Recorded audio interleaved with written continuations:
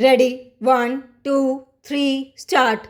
We are meeting after a year to discuss our common problems. As you are aware, the Indian Historical Records Commission deals with all kinds of historical records. The scope of our deliberations is therefore wide and extensive. It will, however, be of advantage to confine ourselves to matters of first concern, and I am sure you will agree that these relate to questions affecting the national archives. In all countries, the national archives are the treasure houses of their historical wealth, and we in India can justly take pride for the extent and magnitude of our richness in this field. Our national archives contain a vast collection of records, but systematic series begin from 1672. Some of the latest records are as late as 1999. They therefore tell the story of nearly 300 years of a most interesting and momentous period of India's history. If what remains of the scattered records of the Mughal period are added to these collections, we can say that our records go back to the 15th century.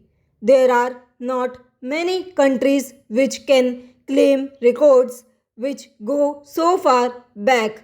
From the point of view of quantity, also, ours is one of the biggest collections not only in Asia but in the world.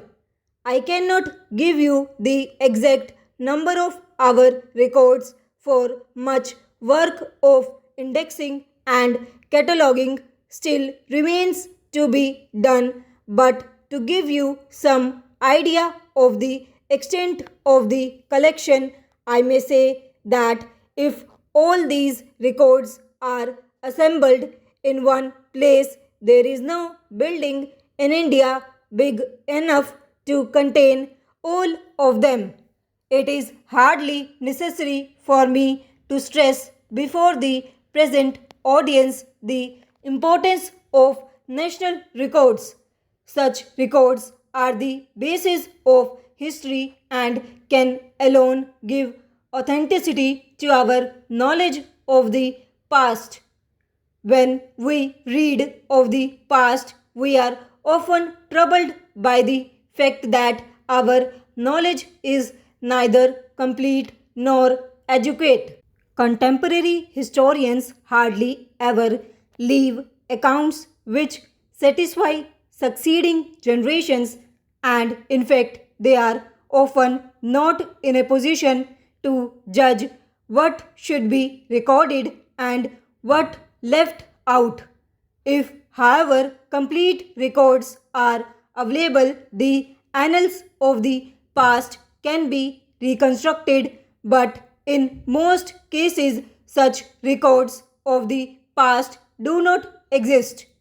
We know that during the Mughal period, India had the instruments of civilized law.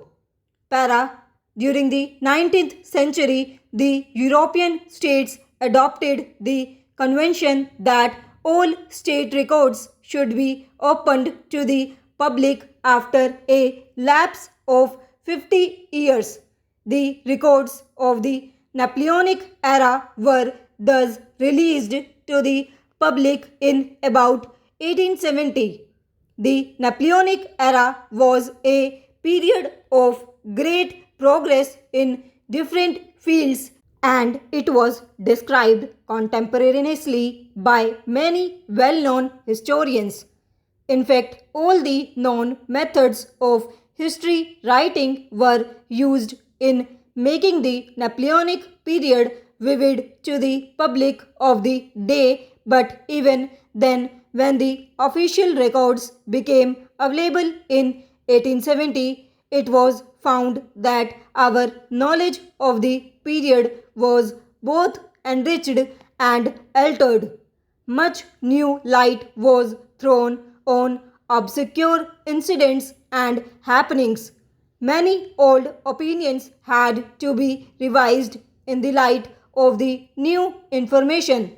Similarly, the official papers relating to the so-called Indian Mutiny of 1857 were released in 1907.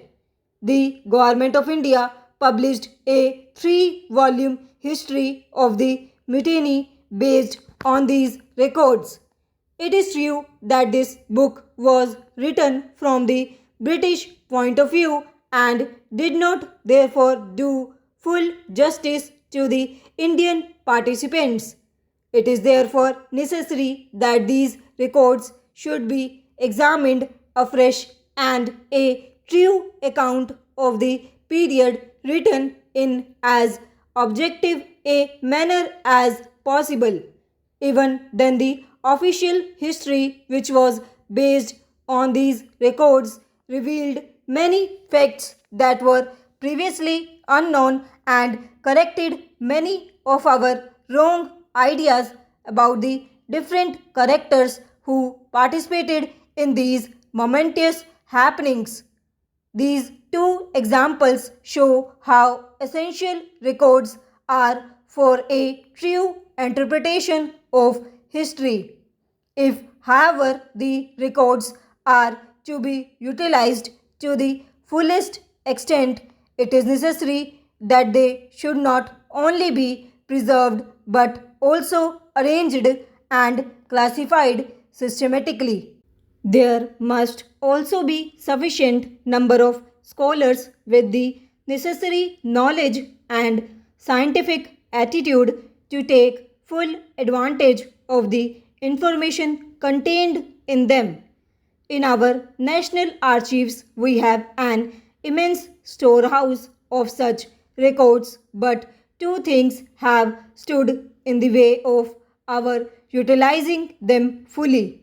One, we have not been able to make arrangements for all the records to be kept in one place.